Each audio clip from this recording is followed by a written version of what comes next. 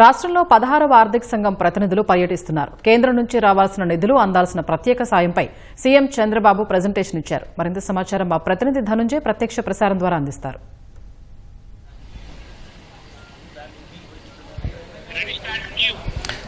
Thank you. మొత్తానికి 16వ ఆర్థిక సంఘం అరవింద్ పనా గారి నేతృత్వంలో 16వ ఆర్థిక సంఘం సచివాలయంలో ప్రస్తుతం ముఖ్యమంత్రి ప్రజెంటేషన్ ఇస్తున్నటువంటి పరిస్థితి. అలాగే ప్రజెంటేషన్లో భాగంగానే వివిధ అంశాలని ముఖ్యమంత్రి అయితే స్వయంగా వివరిస్తున్నటువంటి పరిస్థితి. మొత్తం ఈ 16వ ఆర్థిక సంఘానికి సంబంధించినటువంటి సమావేశంలో మంత్రులు డిప్యూటీ సీఎం పవన్ కళ్యాణ్తో పాటు మంత్రులు అచ్చెన్నాయుడు, అలాగే civil supplies minister Nadendla Manohar, అలాగే బీసీ జనార్దన్ రెడ్డి ఇన్ఫ్రాస్ట్రక్చర్కి సంబంధించినటువంటి మంత్రులు, ఇలా వేరువేరు శాఖలకు సంబంధించినటువంటి మంత్రులందరూ కూడా హాజరయ్యారు. అయితే రాష్ట్రంలో ఉన్నటువంటి అవకాశాలు ఎలా ఉన్నాయి, అలాగే రాష్ట్రానికి కేంద్రం నుంచి రావాల్సినటువంటి నిధులు తదితర అంశాలన్నిటిపైన ముఖ్యమంత్రి పూర్తిగా వివరిస్తున్నటువంటి పరిస్థితి ఉంది. గత 5 ఏళ్ల కాలంలో పూర్తిగా వైసీపీ అనాలోచిత నిర్ణయాల కారణంగా పూర్తిగా రెవెన్యూ కూడా కోల్పోయినటువంటి పరిస్థితి, అలాగే కేంద్ర ప్రభుత్వం నుంచి రావాల్సినటువంటి వేర్వేరు పథకాలకు సంబంధించినటువంటి నిధులు కూడా కోల్పోయినటువంటి పరిస్థితి, రాష్ట్ర వాటా ఇవ్వకపోవడంతో నిధులు కూడా కోల్పోయినటువంటి పరిస్థితి. ఈ నేపథ్యంలో రాష్ట్రానికి పూర్తి స్థాయిలో సహకారం అందించాలని చెప్పి 16వ ఆర్థిక సంఘానికి ముఖ్యమంత్రి స్వయంగా వివరించారు. రాష్ట్రం గత 5 ఏళ్ల కాలంలో ఎలా నష్టపోయింది, ఎంత మేర నష్టపోయిందన్న అంశానికి సంబంధించి కూడా పూర్తిగా ముఖ్యమంత్రి వివరించినటువంటి పరిస్థితి. ప్రత్యేకించి జలజీవన్ మిషన్లోనే పెద్ద వేలాది కోట్ల రూపాయలు నష్టపోయినటువంటి పరిస్థితి. దీంతో జలజీవన్ మిషన్ వ్యవహారంలో గత ప్రభుత్వం కేంద్రం ఇచ్చినటువంటి గ్రాంట్లు ఖర్చు చేయకపోవడంతో దాదాపుగా 25,000 కోట్ల రూపాయల మేర నష్టం వాటిల్లింది నేరుగా.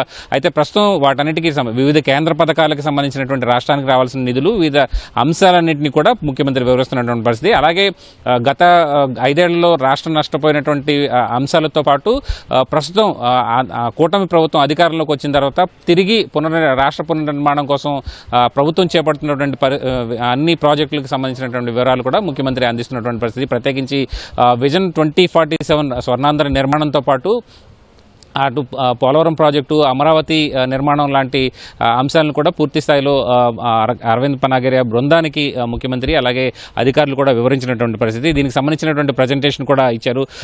పోలవరం బనకచర్ల ద్వారా ఎంత మేర ప్రయోజనం కలుగుతుంది, రాష్ట్రంలో ఏ ప్రాంతాలకి నీటి సౌకర్యాన్ని కల్పించవచ్చు అన్న అంశానికి సంబంధించి కూడా ముఖ్యమంత్రి స్పష్టంగా వివరించినటువంటి పరిస్థితి. అయితే దీనికోసం దాదాపుగా 80,000 కోట్ల రూపాయల మేర వ్యయం అవుతుంది. దీనికి సంబంధించి ఏ మోడల్లో ఈ ప్రాజెక్టును చేపట్టే అవకాశం ఉందన్న అంశానికి సంబంధించి కూడా ముఖ్యమంత్రి అరవింద్ 16వ ఆర్థిక సంఘానికి పూర్తి స్థాయిలో వివరించిన పరిస్థితి. అలాగే ఆంధ్రప్రదేశ్ రాజధానిగా రాష్ట్ర అమరావతి రాజధాని నిర్మాణంలో భాగంగా చేపట్టాల్సినటువంటి పనులు ఇప్పటివరకు ఎంత మేర టెండర్లు పిలిచావో, అలాగే తదుపరి చేపట్టాల్సినటువంటి పనులకు సంబంధించి, అలాగే తదుపరి చేపట్టాల్సినటువంటి ప్రాజెక్టులు, విమానాశ్రయం తదితర అంశాలు అన్నిటికీ సంబంధించినటువంటి అంశాలని 16వ ఆర్థిక సంఘానికి ముఖ్యమంత్రి వివరించినటువంటి పరిస్థితి. మొత్తం అయితే రాష్ట్రానికి అటు అమరావతితో పాటు ఇటు పోలవరం బనకచర్ల లింక్ ప్రాజెక్టు నిర్మాణానికి సంబంధించి ప్రతిష్టాత్మకంగా ఈ 2 ప్రాజెక్టులు చేపట్టాల్సిన అవసరం ఉన్న నేపథ్యంలో రాష్ట్రానికి కేంద్రం నుంచి రావాల్సినటువంటి ఆర్థిక సాయం కావచ్చు, అలాగే వివిధ కేంద్ర ప్రాయోజిత పథకాలు కావచ్చు, అలాగే ఇతర ఆర్థిక సహకారాల గురించి కావచ్చు, వీటన్నిటిపైన ముఖ్యమంత్రి స్పష్టంగా 16వ ఆర్థిక సంఘానికి వివరించినటువంటి పరిస్థితి. అయితే ప్రస్తుతం అయితే ఇంకా ఈ సమావేశం కొనసాగుతూనే ఉంది. ఇది ఇప్పటివరకు ఉన్నటువంటి తాజా అప్డేట్. కెమెరా పర్సన్ నరేష్తో కలిసి Dhananjay, ETV news, Amaravati. Water studio.